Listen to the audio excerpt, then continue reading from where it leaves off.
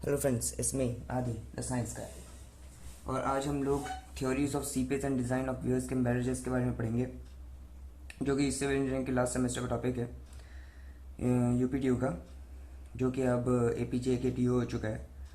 तो चलो शुरुआत करते हैं। हाँ तो फ्रेंड्स, सबसे पहले हमारा जो है टॉपिक है failure of hydraulic structures founded on pervious foundation.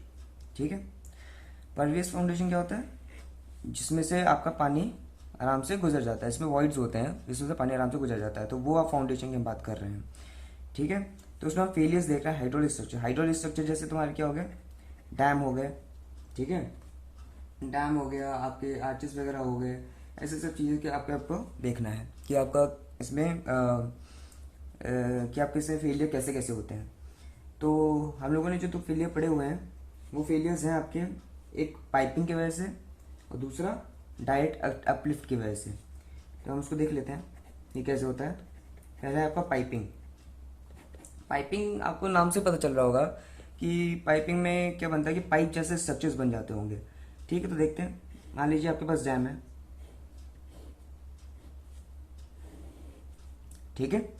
अब ये डैम में क्या है कि यहाँ पर मैंने पानी भर के रखा हुआ है। यहाँ पे क्या रखा है मैंने? पानी भर के रखा हुआ है। और नीचे क्या है आपका? Pervious foundation. क्या है ये है परवियस फाउंडेशन।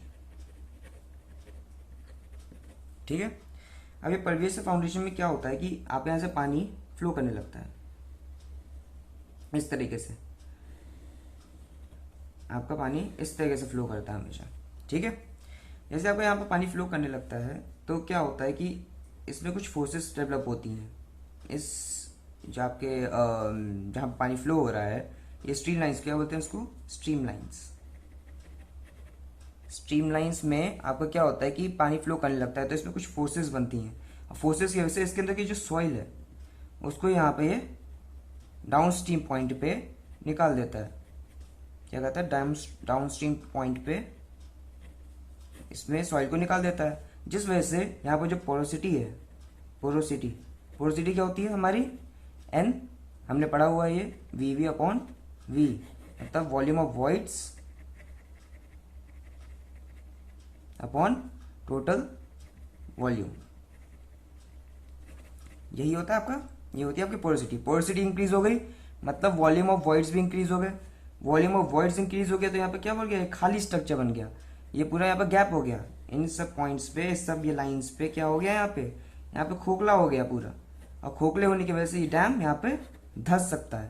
तो इसी इफेक्ट को हम बोलते हैं पाइपिंग इफेक्ट। ठीक है, यही आपका इसका पाइपिंग या फिर और अंडरमाइनिंग, इसी को बोलते हैं अंडरमाइनिंग। दूसरा हमारा फेलियर है, दूसरा फेलियर हमारा फेलियर बाय डायरेक्ट अपलिफ्ट। ठीक है, ये हमारा दूसरा फेलियर है। ये बहुत ही ईजी है। इसमें कुछ नहीं होता कि आपका जो डैम होता है और यहाँ पर पानी भरा हुआ है, तो इसके सीपेज की वजह से इसमें कुछ अपलिफ्ट प्रेशर बन के आता है। ये यहाँ से लेकर अगर यहाँ पर टेल वाटर में कुछ है तो यहाँ पर भी एक प्रेशर होगा, ये अपलिफ्ट प्रेशर। अगर आपका अपलिफ्ट प्रेशर इस डैम के वेट से ज़्यादा हो जाए तो आपका स्ट्रक्चर फेल कर जाएगा। स्ट्रक्चर आपका फेल कर जाएगा कब? जब इस वेट से, इस डैम के वेट से ये अपलिफ्ट प्रेशर ज़्यादा हो जाए।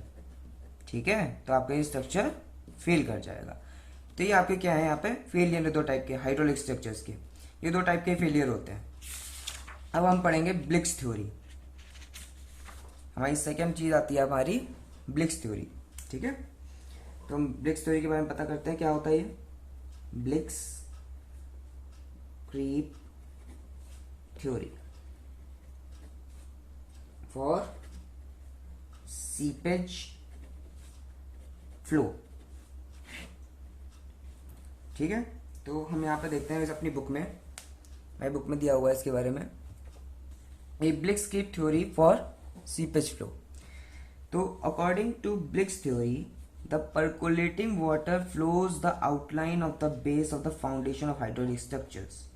ठीक है, बहुत ही इंपॉर्टेंट लाइन है ये इसको मैं अदर कुछ और एक और वर्ड्स में बोल सकता हूँ, in other words water creep along the bottom contour of the structure.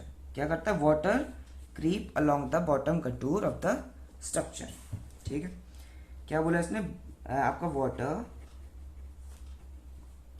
Creeps, creeps मतलब रेंगना टाइप में होता है, मतलब कि उसके साथ साथ चलना। ठीक है, बाउंड्री अलॉन्ग के साथ साथ चलना, उसको बोलते हैं रेंगना या फिर साथ साथ चलना। Water creeps along the bottom contour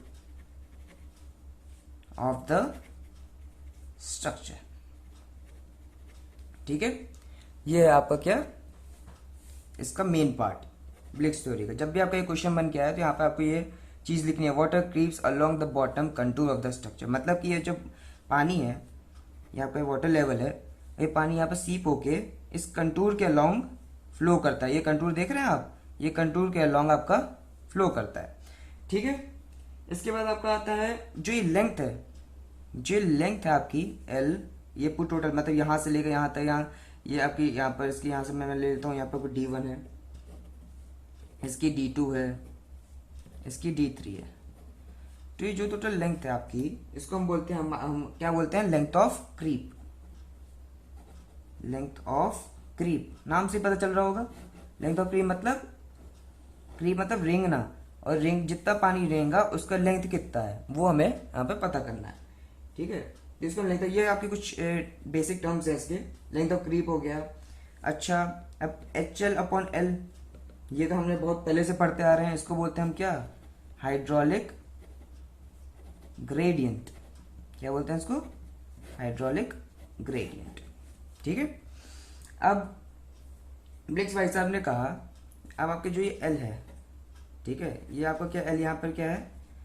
ये आपका L, इसको बोलते हैं हम लोग head per unit length, creep length, head. इसको टोटल, इसका दूसरा नाम है हाइड्रोलिक ग्रेडियंट का, head per unit creep length. ठीक है, ये बोलते हैं। तो इसने क्या किया, आपका जो ब्लिक भाई साहब थे, ब्लिक भाई साहब ने क्या किया? लेंथ ऑफ क्रीप की वैल्यू फाइंड की। लेंथ ऑफ क्रीप वो क्या है? वो है L।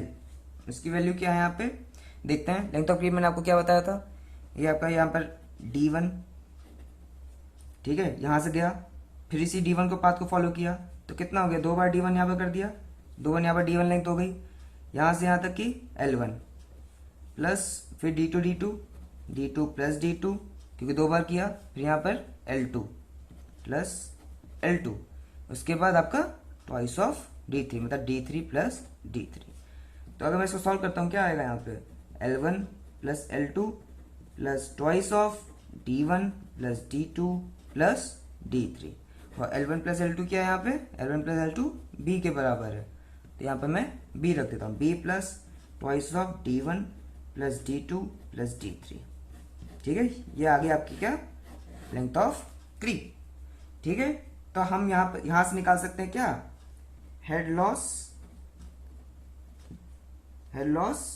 पर यूनिट लेंथ, पर यूनिट लेंथ कितना निकलता है? मतलब ये HL/L ही तो है, और HL/L की वैल्यू हम निकाल चुके हैं, वो कितनी है? B plus 2 D1 plus D2 plus D3। यहाँ से आपका ये आ गया। ठीक है, अब इसमें क्या बोलेगा आपको? हाइड्रोलिक ग्रेडियंट लाइन निकालने के लिए क्या? HGL हमें निकालने के लिए क्या बोलेगा? HGL हाइड्रोलिक ग्रेडियंट लाइन निकालो इसकी। तो एक चीज नोटिस करिएगा कि हर वर्टिकल कट ऑफ में आपका यहाँ पर ड्रॉप होता है। हाइड्रोलिक ग्रेडियंट लाइन आपका हमेशा क्या होता है? इस लीनियर फॉर्म में होता है, लेकिन वर्टिकल कट ऑफ की वजह से क्या हुआ? यहाँ पे एक ड्रॉप हुआ, फिर एक लीनियर बना, फिर यहाँ पे एक ड्रॉप हुआ इस वर्टिकल कट ऑफ में, फिर ये लीनियर गया, और यहाँ पर एट लास्ट आपके यहाँ पे फिर से ड्रॉप हो गया, क्योंकि यहाँ पे एक और वर्टिकल कट ऑफ है। क्या है इसको बोलते हैं हम लोग? वर्टिकल कट ऑफ, जो कि हम इसको पाइल के नाम से, हम क्योंकि हम पाइल लगाते हैं तो हम इसको पाइल के नाम से आते हैं, इसको वर्टिकल कट ऑफ भी बोल सकते हैं। ये क्यों लगाते हैं? ताकि लेंथ ऑफ क्रीप आपकी इंक्रीज हो पाए। ठीक है, और यहाँ पर आपका हेड लॉस हो पाए, ये हेड लॉस, ताकि यहाँ से पानी आपका एग्जिट ना हो पाए। पानी यहाँ से एग्जिट आपका मतलब यहाँ पर जो हाइड्रोलिक ग्रेडियंट है वही 0 हो जाएगा, तो पानी यहाँ से एग्जिट ही नहीं होगा, और एग्जिट नहीं होगा तो आपकी पाइपिंग होनी होगी, तो ये ब्लिक्स भाई साहब ने निकाला था। अब यहाँ पे उसने हर इस पॉइंट का आपका निकाल के रखा है कि हेड लॉस कितना होगा। ठीक है, हम लोग देखते हैं एच एल अपॉन एल। ठीक है, ये पर यूनिट लेंथ का है। इस वर्टिकल कट ऑफ में कितना डिस्टेंस इसने किया, इंटू ट्वाइस ऑफ d1। ठीक है, देखिए तो यहाँ से आपका किसका, इसका पॉइंट का हेड लॉस आ जाएगा। कितना हेड लॉस हुआ, कैसे, ये देखिए लेंथ का मीटर होता है, ये भी आपका मीटर है, मीटर से मीटर कैंसिल, बचा हेड लॉस, तो यहाँ पे हेड लॉस पता चल जाएगा। इसी तरह इस वाले में क्या होगा, H L upon L into कितना है d2 plus d2, twice of d2। इसी तरह यहाँ पर H L upon L into twice of d3, ये आ गया। तो तीनों वर्टिकल कट ऑफ में हमको हेड लॉस पता चल गया। तो हम क्या लिख सकते हैं, head loss equal to H L upon L into twice of d1, H L upon L into twice of d2 और H L upon L into twice of d3। ये तीन वर्टिकल कट ऑफ में आ गए। तीन vertical cut off कौन से थे, ये वाले तीन वर्टिकल कट ऑफ, 1 2 और ये आपका 3, ये तीन वर्टिकल कट ऑफ में हेड लॉस हम लोग को मिल गया। ठीक है, अब इसी में इसने पहली चीज निकाली सेफ्टी अगेंस्ट पाइपिंग। तो मैंने आपको बता ही दिया था, आपका जितना ज़्यादा लेंथ ऑफ क्रीप होगा उतने से आपका पाइपिंग बच जाएगी। तो लेंथ ऑफ क्रीप का इसका फॉर्मूला बताया सी टाइम्स ऑफ एच एल, ये है आपका लेंथ ऑफ क्रीप। ठीक है, यहाँ पर सी आपका क्या है, सी आपका है Bligh's coefficient, Bligh's coefficient for the soil, और इसकी वैल्यू हमारी बुक में यहाँ पर दे के रखी है। ये देखिए, ये ब्लिक्स कोफिशिएंट की यहाँ पर कुछ वैल्यूज दे के रखी हैं, ये बस आप इसको देख लीजिएगा, इससे ज़्यादा कुछ इंपॉर्टेंट है नहीं है। ठीक है, हाँ एक और चीज़, आपका जो एच एल अपॉन एल है, मतलब मैं यहाँ पर इसका एच एल को अगर मैं इसको क्रॉस मल्टीप्लिकेशन करता हूँ, एच एल अपॉन एल क्या बराबर हो जाएगा, 1/c के बराबर होगा। ठीक है, तो ये आपका it may be noted that is safe limit और ensure the safety against piping. तो यहाँ से हमें नोट करना पड़ेगा जो आपकी 1/c है, इसकी वैल्यू सेफ होनी चाहिए, आपकी सेफ हाइड्रोलिक ग्रेडियंट होना चाहिए इसका। ठीक है, ये हाइड्रोलिक ग्रेडियंट आपका सेफ होना चाहिए। कहाँ से वैल्यू हम कहाँ से निकालेंगे, यहाँ से, ये वैल्यू से हम लोग पता कर लेंगे। ये नोट लास्ट का नोट है, ये पढ़ लीजिएगा, इससे आपको पता चल जाएगा कि मैं क्या कहना चाह रहा हूँ। ठीक है, सेकंड है आपका सेफ्टी अगेंस्ट अपलिफ्ट प्रेशर। ठीक है, अपलिफ्ट प्रेशर हमें पता ही है कैसे लगता है, ये डैम है, यहाँ से लेकर यहाँ तक पर अपलिफ्ट प्रेशर लगेगा। ठीक है, तो अपलिफ्ट प्रेशर का, इसका मैं सेफ्टी अगेंस्ट अपलिफ्ट प्रेशर मैं अगली वीडियो में डालता हूँ, क्योंकि काफ़ी लंबी वीडियो हो जाएगी, फिर आप लोगों को दिक्कत भी होगी पढ़ने में, इसलिए मैं अगली वीडियो में डालता हूँ। नेक्स्ट वीडियो में मैं सेफ्टी अगेंस्ट अपलिफ्ट प्रेशर की बात करूँगा, ब्लिक्स थ्योरी की। उसके बाद हम लोग बात करेंगे लेंस की, लेंस वेटेड क्रीप थ्योरी। ठीक है, और उसके बाद हम इम्पोर्टेंट खोसला थ्योरी की बात करेंगे, खोसलास थ्योरी। ठीक है, ओके, थैंक यू।